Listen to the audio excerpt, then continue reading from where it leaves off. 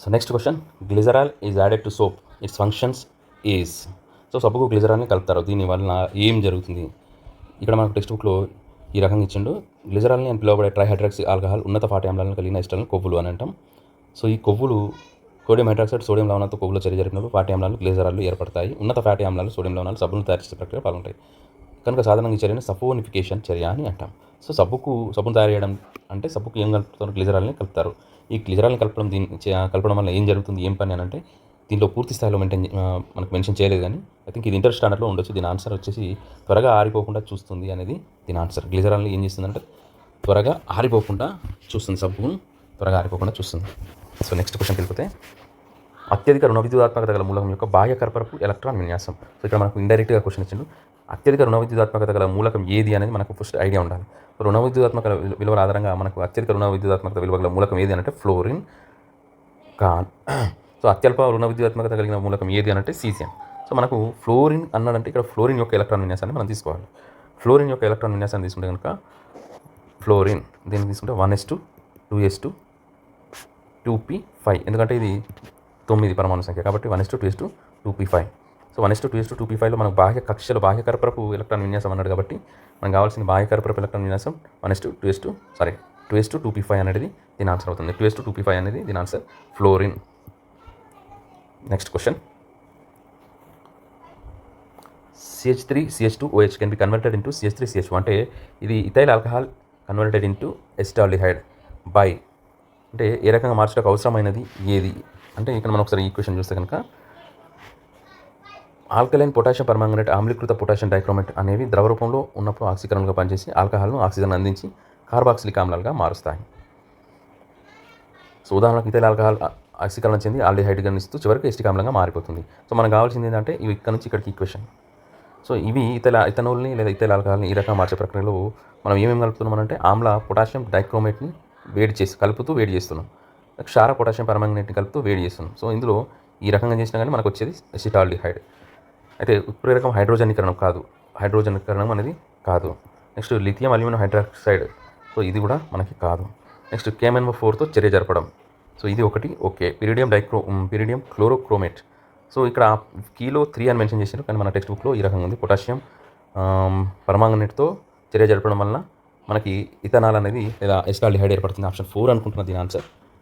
Option 4 అవుతుందని నేను అనుకుంటున్నా, ఒకసారి అబ్జర్వ్ చేయండి. నెక్స్ట్, స్టార్చ్ను మాల్టోజ్గా మార్చడానికి ఉపయోగపడే ఎంజైమ్. సో స్టార్చ్ని మాల్టోజ్గా మార్చడానికి ఉపయోగపడే ఎంజైమ్ ఏది అని అన్నాడు.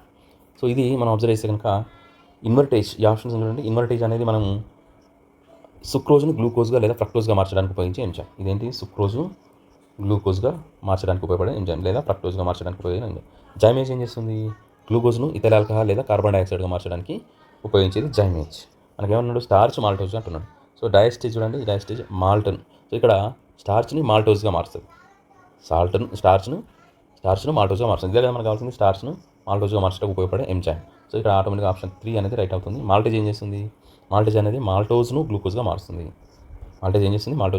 మారుస్తుంది. సో ఆప్షన్ 3 అనేది మనకి ఇక్కడ ఆన్సర్ అవుతుంది. నెక్స్ట్, క్రింది వానిలో ఎలక్ట్రాన్ కొరత గల అణువు లేదా అణువులు. సో ఎలక్ట్రాన్ కొరత గల అణువు లేదా అణువులు ఇక్కడ ఏమవుతుందంటే BCl3ని చూస్తే కనుక ఇది బోరాన్, ఫ్లోరైడ్ లేదా క్లోరైడ్.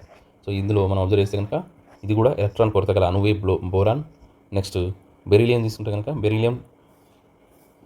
ఈ బెరీలియం డైక్లోరైడ్ తీసుకున్నా కానీ బెరీలియంలో కూడా ఇది రేఖీయ నిర్మాణాన్ని కలిగి ఉంటుంది. ఇక్కడ కూడా బెరీలియం బాహ్య కక్షలో ఎలక్ట్రాన్ కొరత గల సమ్మేళనాన్ని ఏర్పరుస్తుంది. ఇక్కడ సిగ్మా P sp సంకరీకరణ జరుగుతుంది, ఇక్కడ సిగ్మా P sp2 సంకరీకరణాలు జరుగుతున్నాయి. సో ఇక్కడ మనకు ఆప్షన్స్లో ఇవి రెండు మనం ఎలక్ట్రాన్ కొరత గల అణువులు లేదా అణువులుగా మనం పరిగణిస్తాం. So option A and B are the electron deficient molecules.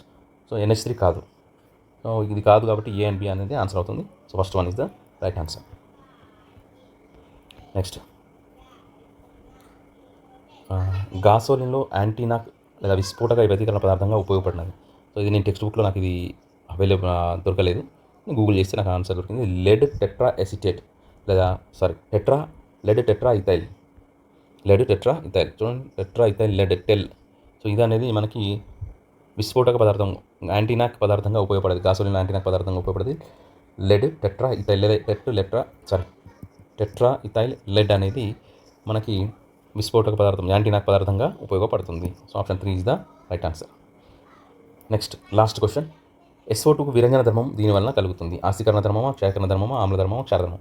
ఒకసారి SO2ని తీసుకుంటే కనుక SO2కి మనం నీటి మాలిక్యూల్స్ కలిపితే కనుక ఇది మనకి ఈ రకంగా మారిపోయి చివరి ఆఖరికి మనం విరంజనకారిగా మారుతుంది. సో ఇది క్షయకరణం చెందుతుంది కాబట్టి ఇది క్షయకరణ ధర్మం ఆధారంగా ఇది విరంజనం చెందుతుంది, కలర్లెస్గా మారుతుంది. H2Oతో క్షయకరణం చెందడం వల్ల మనకి ఇది విరంజనకారిగా మారిపోయి విరంజన ధర్మాన్ని పొందుతుంది. దీనివల్ల అంటే క్షయకరణ ధర్మం ఆధారంగా. So option 2 is the right answer. So ఇవ్వండి మనకు ఫిజికల్ సైన్స్ మన జూన్లో అడిగిన క్వశ్చన్ పేపర్. ఇవన్నీ కూడా మన టెక్స్ట్ బుక్ అకాడమిక్ బుక్లో నుంచి కలెక్ట్ చేసినాయి. ఇవన్నీ ఒకసారి మళ్ళీ మీరు కూడా అబ్జర్వ్ చేసుకోండి. Thank you for watching.